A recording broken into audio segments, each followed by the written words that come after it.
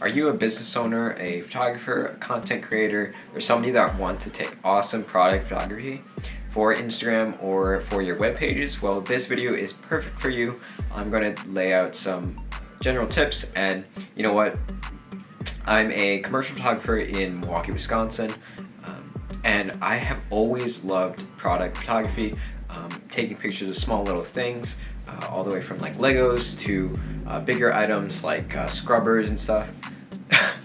So the first one is using composition and angles. Now, composition, for like the people that aren't familiar with it yet or are just like getting into it a little bit, for the most part, a lot of your composition will be rule of thirds, making sure that things are correctly framed, like as far as like the horizon. You don't want like wonky horizons, and that will set you apart, and making sure that your images aren't like slanted or things like that. I know I've done that in the past, but making sure and getting the composition rules down right away is a good thing. Angles are also super important when you are photographing something. So if you have something small or if you have something large, you'll photograph them differently. So if you have something really small and you want to show it big, you might want to emphasize that by like looking up. And I would highly recommend going on Google Images, Instagram, Pinterest for ideas and seeing what does your brand need for the images that you're thinking of, and the feed that you're thinking of, and the gallery of images. The next one is really important, and I see some people forget about it here and there. You can definitely get away with it, but it won't give you that professional look. So it's get on focus, make sure you're focused on the item and only on the item that you want. So I would, if you're using a professional DSLR camera or a mirrorless camera or some other type of camera, make sure that you either put your lens on manual so that you can manually focus close in depending on like what kind of lens you have. But you want to make sure that you have the actual product in focus and not out of focus, not little shifts out of focus. And it's important if there's branding on it that part is in focus. So really quickly, I'll go into like lenses or what that means. So lenses, there's 3 types of lenses that you can go for.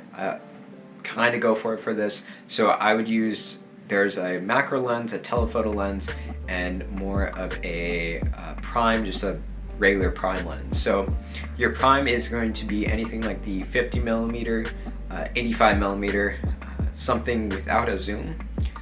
A telephoto lens is going to also be known as a zoom lens, and that's going to be anything like the 24 to 105, 14 to 24, what's another one, 135 to 130, I think it's like 70 to 135. Anything like that is going to be a telephoto lens. And then your macro lens are what you might want to look into if you're just shooting product photography. The macro lenses will allow you to get up close and get in focus closer to the actual product. They make all these styles also in smartphone cameras, so if you're running on a smartphone, you can look on Amazon and look for lenses like macro lenses, zoom lenses for your smartphone, which is actually really cool. I know a few friends that have them, and they actually use them and they're amazing, but I haven't had the chance to get them yet. The next tip is bring on the light, kind of understand where your light is coming from. The thing that everybody recommends is going by a window, and I agree with that. Windows are really great for diffusing light and not getting too harsh of a light. However, it's a little bit difficult when you can't like create the set around the windowsill.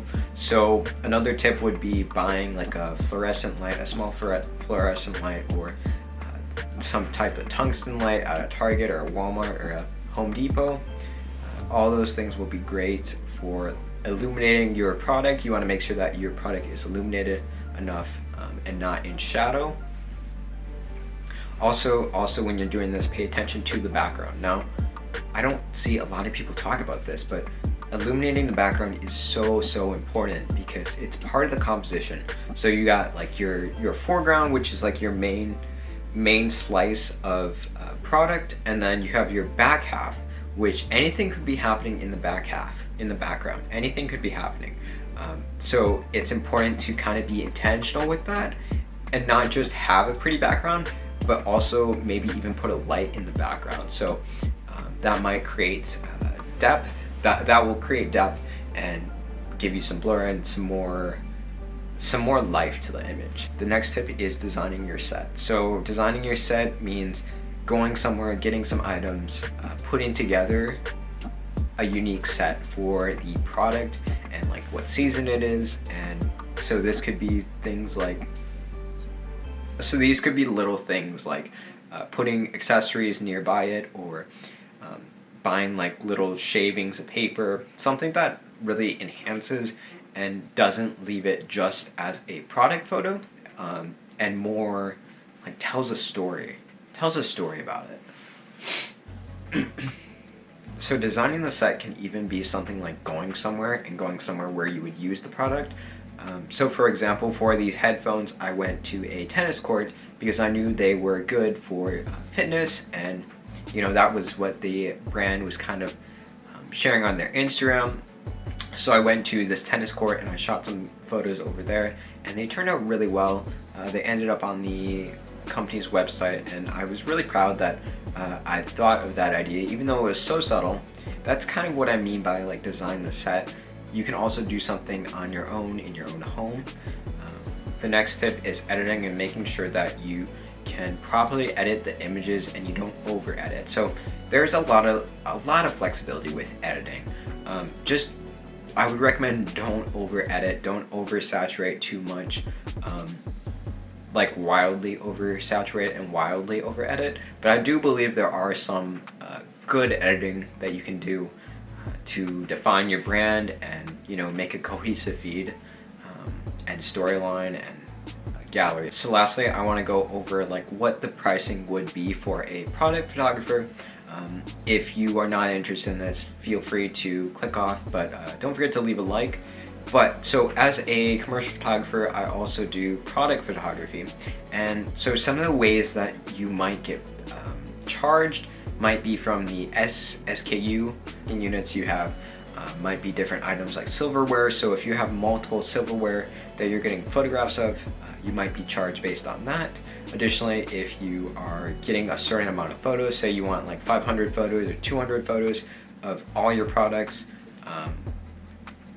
or maybe you want like 50 photos of like a few products, that's usually how you're going to be charged, along with like the creative fee and the production time, but you won't really see that.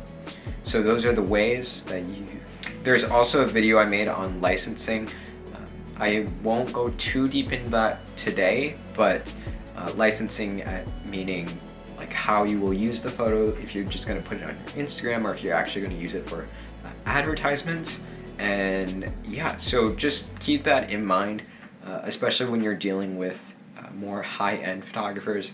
So that's it for this video. Go create something great, go take some amazing product photos, and I will see you guys in the next video.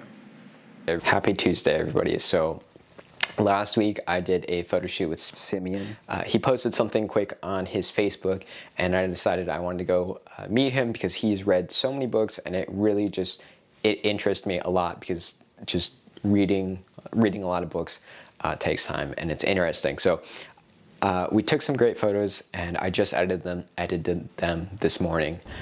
Super excited to share those, and yeah, we got some other photos coming this week. But yeah, hopefully you guys are doing good.